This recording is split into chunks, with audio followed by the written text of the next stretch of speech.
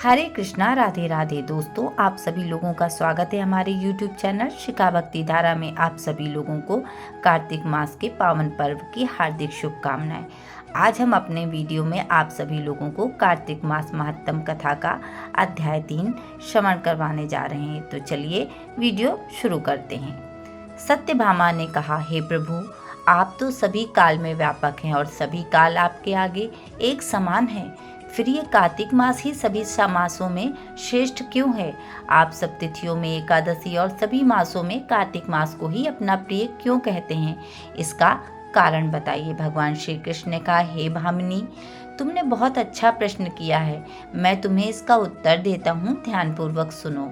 इसी प्रकार एक बार महाराज बेन के पुत्र राजा पृथु ने उस प्रश्न के उत्तर में देवर्षि नारद से प्रश्न किया था, और जिसका उत्तर देते हुए नारद जी ने उसे कार्तिक मास की महिमा बताते हुए कहा, हे राजन, एक समय शंख नाम का एक राक्षस बहुत बलवान और अत्याचारी हो गया था। उसके अत्याचारों से तीनों लोकों में त्राही त्राही मच गई।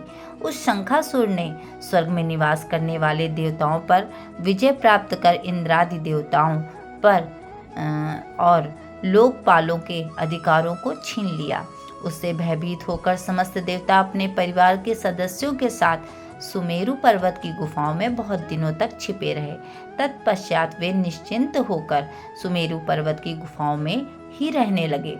उधर जब शंखासुर को इस बात का पता चला कि देवता आनंद पूर्वक सुमेरु पर्वत की गुफाओं में निवास कर रहे हैं, तो उसने सोचा कि ऐसी कोई दिव्य शक्ति अवश्य है जिसके प्रभाव से अधिकारहीन होने पर भी ये देवता बलवान हैं।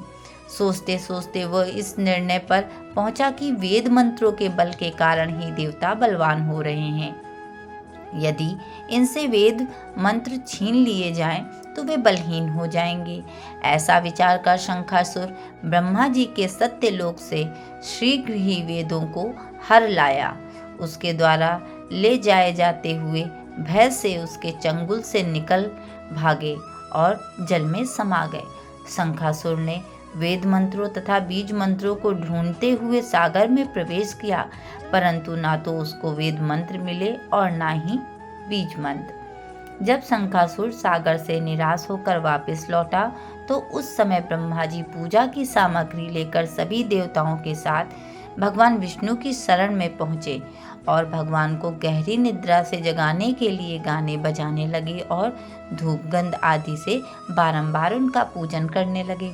धूप दीप नवेद आदि अर्पित किए जाने पर भगवान की निद्रा टूटी और वो देवताओं सहित ब्रह्मा जी को अपना पूजन करते हुए देखकर बहुत प्रसन्न हुए तथा कहने लगे, मैं आप लोगों के इस कीर्तन और एवं मंगलाचरण से बहुत प्रसन्न हूँ। आप अपना अभिष्ट वरदान मांगिए, मैं अवश्य प्रदान करूँगा। जो मनुष्य अश्विन शुक्ल की एकादशी से देवोत्थान एकादशी तक ब्रह्म मुहूर्त में उठकर मेरी पूजा करेंगे, उन्हें तुम्हारी ही भांति मेरे प्रसन्न होने के कारण सुख की प्राप्ति होगी। आप लोग जो पाद अर्थ आचमन और जल आदि सामग्री मेरे लिए लाए हैं, वे अनंत गुणों वाली होकर आपका कल्याण करेगी। शंखासुर द्वारा हरे गए संपूर्ण वेद जल में स्थित हैं। मैं सागर पुत्र शंखासुर का वध कर उन वेदों को अभी लाए देता हूँ। आज से मंत्र बीज और वेदों सहित मैं प्रति वर्ष कार्तिक मास में जल में विश्राम किया करूँगा। अब मैं मत्स्य का रूप धारण कर के जल में जाता हूँ। तुम सब देवता भी मुनीश्वरों सहित मेरे साथ जल में आओ। इस कार्तिक मास में जो श्रेष्ठ मनुष्य प्रातःकाल स्नान करते हैं, वे सब यज्ञ के अवभृत स्नान द्वारा भली भांति नहा लेते हैं। हे देवेंद्र, कार्तिक मास में व्रत करने वालों को सब प्रकार से धन, पुत्र पुत्री आदि देते रहना और उनकी सभी आपत्तियों से रक्षा करना।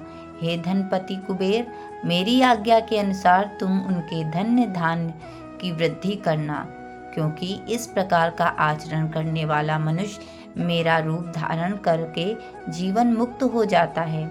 जो मनुष्य जन्म से लेकर मृत्यु पर्यंत विधि पूर्वक इस उत्तम व्रत को करता है, वो आप लोगों का भी पूजनीय है। कार्तिक शुक्ल पक्ष की एकादशी तिथि को तुम लोगों ने मुझे जगाया है, इसलिए ये तिथि मेरे लिए अनंत प्रतिदायिनी और माननीय है। हे देवताओं, ये दोनों व्रत नियम पूर्वक करने से मनुष्य मेरा सानिध्य प्राप्त कर लेते हैं। इन व्रतों को करने से जो फल मिलता है वो अन्य किसी व्रत से नहीं मिलता।